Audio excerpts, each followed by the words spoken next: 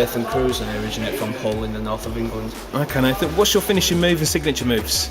My finishing move is the exit stage right, which is like a punt kick to the side of the head. Signature move that I also use is the Show Stealer, which is a variation of Al Shane's old finishing move, which was the one night stand, is what he named it, and then I adopted the move after I took the Show Stealer name from him. Oh, very nice. When did you start training to become a wrestler then?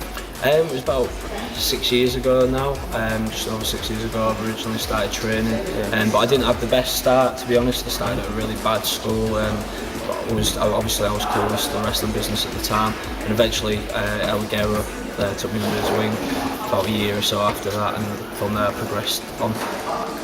Why did you become a wrestler? What was your inspiration to get into this industry then? I'd always been a fan of it, and it was always something different. I love being creative, and I love entertainment. I was always, as a child, I was always interested in acting, and I was always athletic. I went to different types of gymnastics and things like that. Wrestling was always something that was always in part of my life as well, so naturally I was wanting to do it. It was just being brave enough to be able to do it, and once I was about 10 years old that I decided that this is pretty much what I wanted to do after I saw WrestleMania 17. Yeah. That was the event that made me want to do it. So, did that have one of your favourite matches all time on that? Or? Yeah, Triple H and The Undertaker. And who is your favourite wrestler then? Or do you have like a few? I have a few. Like as a child, I always was a huge fan of The Undertaker. Like he was my favourite childhood wrestler. But like since getting involved in wrestling, most probably Chris Jericho. And stuff that is like his work. There's different variations. There's different characters that he's done. It's just always just a brilliant sports entertainer. He defines a sports entertainer. Okay. Aside from yourself, who are the British wrestlers to watch out for in 2012? There's quite a few. Like there's the guys who have been around for the last few years, such as like Ligero, Mike Scale, guys who are on here tonight, Mark Haskins, obviously. But like coming through the ranks, there's a lot of guys that we definitely need to be getting out. Definitely need to get more work. Such guys like Matt Myers, Dario Diablo, guys who are like from Hull and work for Generation Wrestling. Definitely guys worth looking out for. There's always people coming through. Robbie X was like very young, very talented for his age. Like he's just turned 18. He's incredible for his age.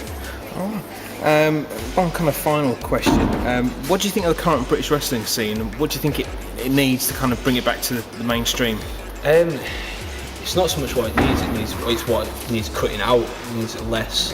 There's so many bad promotions out there, bad wrestlers who are coming on doing shows for free, flying themselves out to places. A lot of people don't understand that this is a business, and to a lot of us this is a job as well. This is what we try making a full-time living out of.